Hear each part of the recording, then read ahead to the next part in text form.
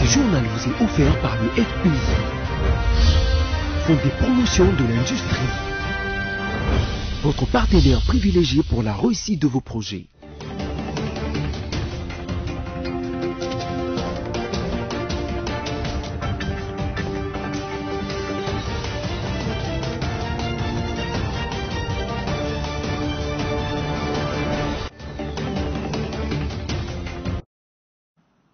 Mesdames et messieurs, bonsoir. Le sommaire de votre journal.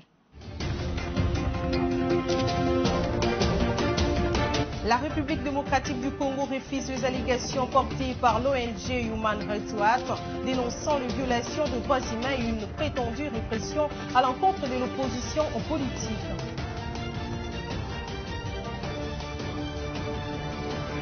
Une nouvelle série des travaux de marquage au sol a été lancée par le ministère du Transport et la Commission nationale des préventions routières, CNPR en sigle. C'est le ministre du Transport, Marc Ekila, qui a présidé la cérémonie.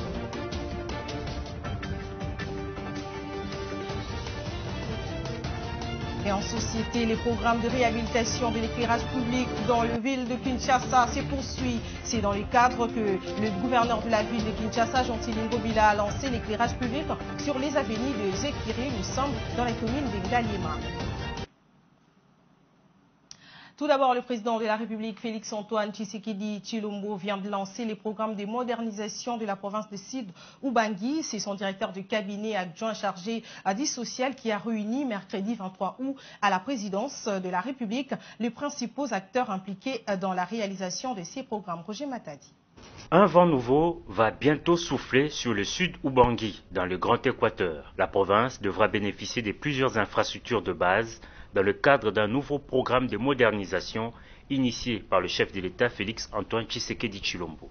Un calendrier d'exécution des travaux a été arrêté ce mercredi 23 août 2023 lors d'une réunion au Palais de la Nation, présidée au nom du chef de l'État par son directeur de cabinet adjoint en charge du progrès social, Olivier Mondongue. On prépare à cette séance de travail les acteurs impliqués dans la réalisation de ce programme présidentiel, parmi lesquels le gouverneur du Sud-Ubangi, le représentant du BSECO, le maître d'ouvrage, les prestataires sélectionnés Aaron Sefou et Serkas Imo, mais aussi quelques membres du cabinet du chef de l'État. Les travaux dans le Sud-Ubangi comprennent deux volets, la réhabilitation et la construction de 4 écoles emblématiques de Gemena ainsi que les bâtiments du gouvernorat de province et de l'Assemblée provinciale. Le second volet concerne la construction et l'asphaltage des 10,7 km de voirie urbaine à Gemena et enfin la construction de 3 ponts et la réalisation des travaux anti-érosifs. L'ensemble de ces choses vont faire que la province du Sud-Ubangi va aujourd'hui devenir une province qui va donner une impulsion nouvelle. Et là, nous avons fait les études, quantifier, faire l'état des lieux, rassembler tout ce qu'il faudra pour que les entrepreneurs à mes côtés soient en mesure de matérialiser ces projets. Province pilote à ce programme présidentiel, le gouverneur du Sud-Ubangi s'est réjoui pour cette entité longtemps oubliée. Nous sommes une province à bâtir parce que pendant les 30 dernières années, rien n'a été fait, pour dire vrai, et c'est seulement sous cette mandature, sous le leadership du chef de l'État que les choses bougent, et elles bougent vraiment beaucoup et dans le bon sens. Ce projet dont la matérialisation devrait durer 6 mois est porté depuis plusieurs années par les directeurs de cabinet adjoints du chef de l'État Olivier Mondongue, avec une implication technique du BSECO qui en assure la matérialisation.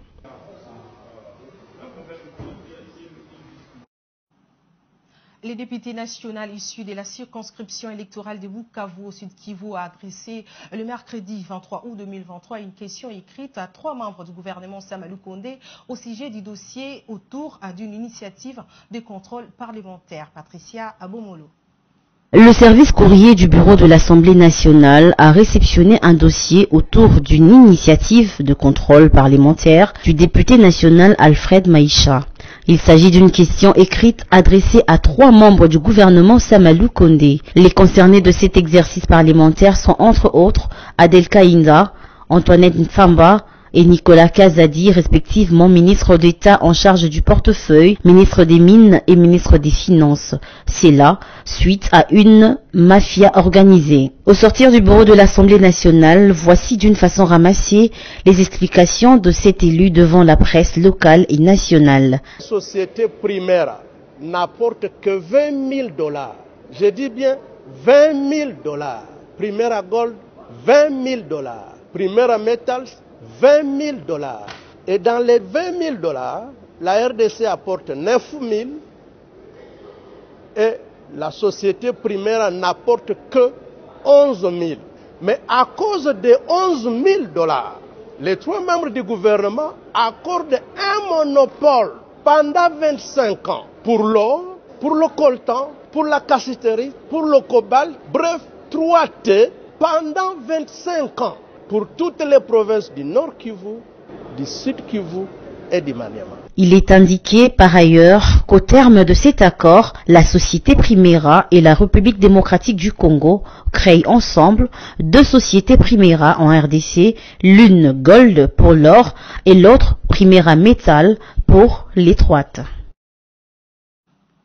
Prenons cette information en bref et en images. Arrivé mardi en Afrique du Sud pour prendre part au 15e sommet des BRICS, le Premier ministre Jean-Michel Samalou Kondé a entamé ses activités mercredi 23 août par une visite à l'ambassade de la RDC à Pretoria, accompagné du vice-ministre des Affaires étrangères Crispin Badou et guidé par l'ambassadeur de la RDC en Afrique du Sud, Fidel Moulaja. Le chef du gouvernement congolais a visité cette infrastructure officiellement inaugurée en fin mars dernier. Au terme de sa visite, tout en fixant l'opinion sur l'objet de son séjour en Afrique du Sud, Samalou Kondé s'est dit fier de ses patrimoines congolais achetés par l'État de la RDC.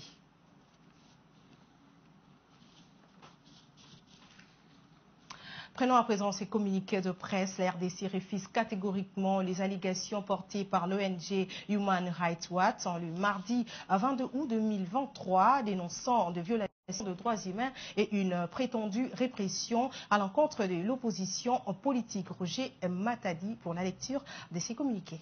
Les gouvernements accordent une valeur primordiale à la protection des droits humains et aux idéaux démocratiques qu'ils incarnent. La date prévue des élections fixées au 20 décembre symbolise notre détermination à garantir des processus électoraux exempts de toute opacité, caractérisés par leurs impartialités. En étroite collaboration avec les acteurs internationaux et régionaux, la RDC œuvre résolument pour assurer la conformité aux normes lors des échéances électorales à venir. Le prétendu cible de l'opposition politique mise en avant avec insistance par Human Rights Watch se heurte aux faits concrets. Les mesures prises par les autorités visent à maintenir l'ordre public, à préserver la sécurité des citoyens et à prévenir toute manifestation de violence. Il est fondamental de souligner que l'intervention des forces et de sécurité se conforme autant aux lois nationaux qu'aux protocoles internationaux. Réagissant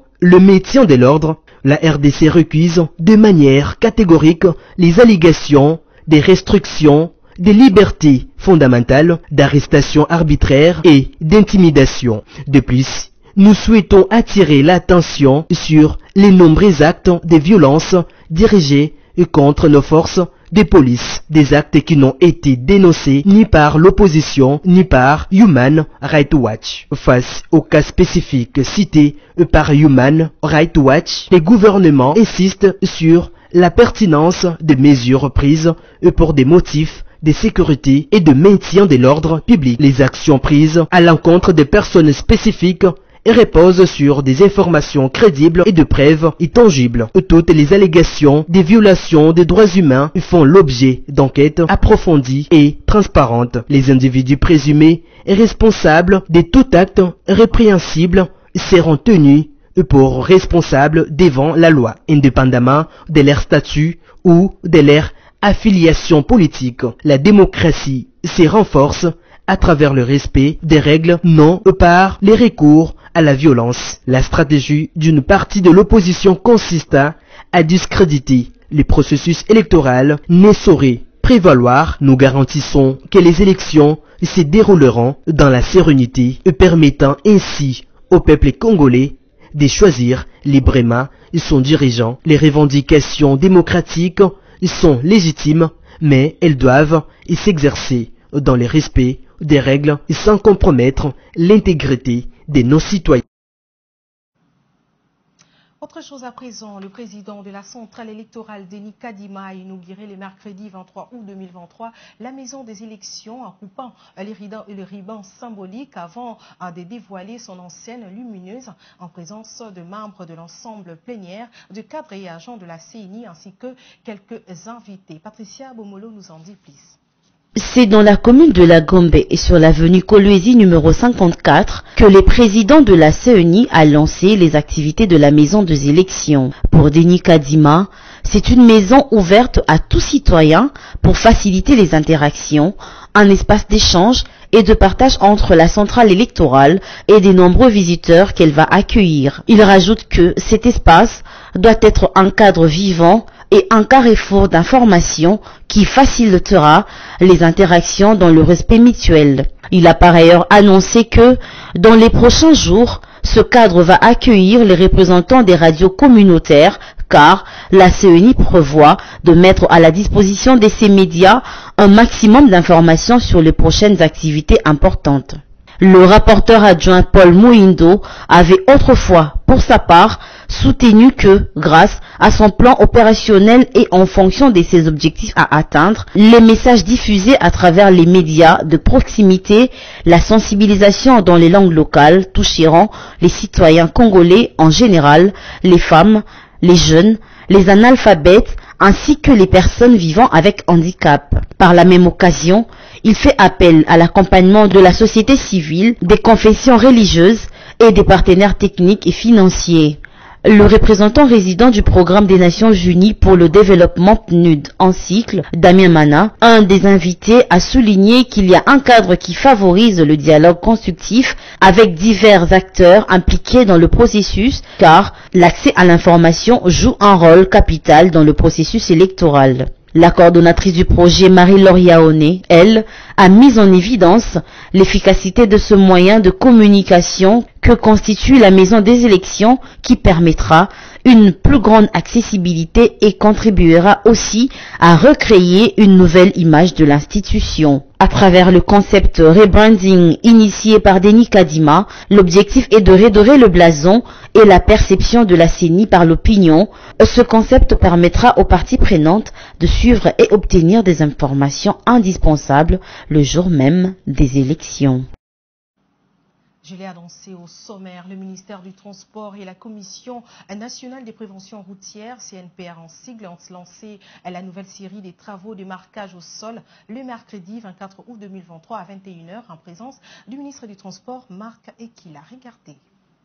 Bien qu'il fait nuit, la Commission nationale des préventions routières, CNPR en sigle, reste active. Il est 21h passé de quelques minutes, nous sommes sur la route Matadi, devant la maison communale d'Engalema, où est lancé les travaux de marquage au sol. Les travaux qui ont pour objectif sauver des vies humaines sur le chaussée et réduire des accidents de circulation en République démocratique du Congo. C'est dans ces cadres que les ministres de Transport, Marc Ekila, et les directeurs de la CNPR, Robert Matalatala, se sont rendus sur place le même jour du lancement de cette nouvelle série de travaux. Notez que cette nouvelle série de travaux lancée à Kinshasa se déroulera également dans plusieurs provinces de la République démocratique du Congo. Je l'ai également annoncé au sommaire, le programme de réhabilitation de l'éclairage public dans la ville de Kinshasa poursuit son chemin sans embâche. Le gouverneur de la ville, Jean-Tini Ngobila Mbaka, a lancé le mercredi 23 août 2023 l'éclairage public sur l'avenue des Écuries. Nous sommes dans la commune d'Engalema. Yves Maëli. Après l'avenue Chaba, la semaine dernière en Guéringiri, le gouverneur Jean-Tini Ngobila Mbaka a mercredi 23 août procédé au lancement de l'éclairage public sur l'avenue des Écuries qui part du rond-point Chamoukwele jusqu'à la route Matadi devant la première entrée du Konchati dans la commune d'Engalema. Ce lancement de l'éclairage public a aussi concerné le tronçon Konchati maison communale d'Engalema sur la route Matadi. C'est à la grande satisfaction de la population riveraine qui n'a pas manqué de remercier le gouverneur de la ville de Kinshasa pour ces programmes qui contribuent à la lutte contre l'insécurité routière et le banditisme urbain.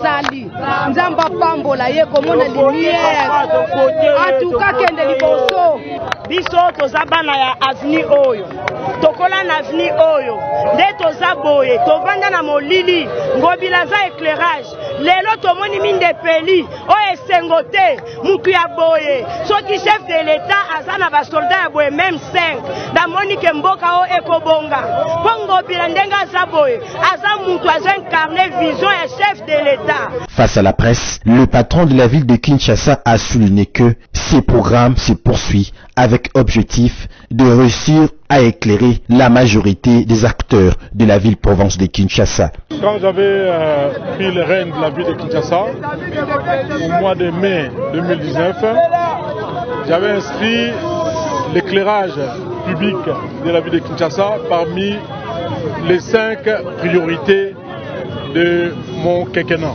C'est ce que je suis en train de faire ici. Là aujourd'hui nous avons éclairé l'avenue des Écuries. On va continuer dans les jours qui viennent. Je vous inviterai à venir avec moi pour lancer l'éclairage public dans d'autres avenues de la capitale. Profitant de l'occasion, le gouverneur Jean-Tini Ngobila Mbaka a évoqué que d'autres réalisations à l'actif de l'exécutif provincial, notamment plusieurs routes réhabilitées et reconstruites, l'assainissement de la ville-province de Kinshasa, en dépit de nombreuses difficultés, le premier citoyen de Kinshasa a promis de doubler des efforts pour travailler davantage en faveur du bien-être social des Kinois et Kinoises d'ici la fin. Rappelons tout de suite le titre.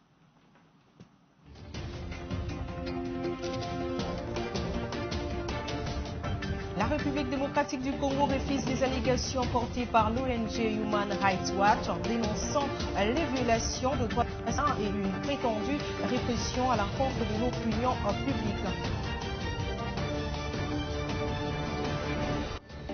Une nouvelle série des travaux de marquage au sol a été lancée par le ministère du Transport et la Commission nationale des préventions routières, CNPR en sigle. C'est le ministre du Transport, Marc Ekila, qui a présidé la cérémonie.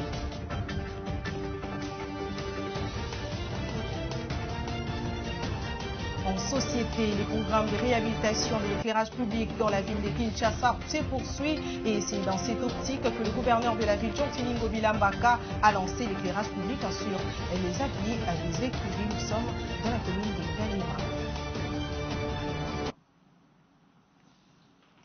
C'est tout pour aujourd'hui. Mesdames, Messieurs, merci d'avoir suivi ce journal.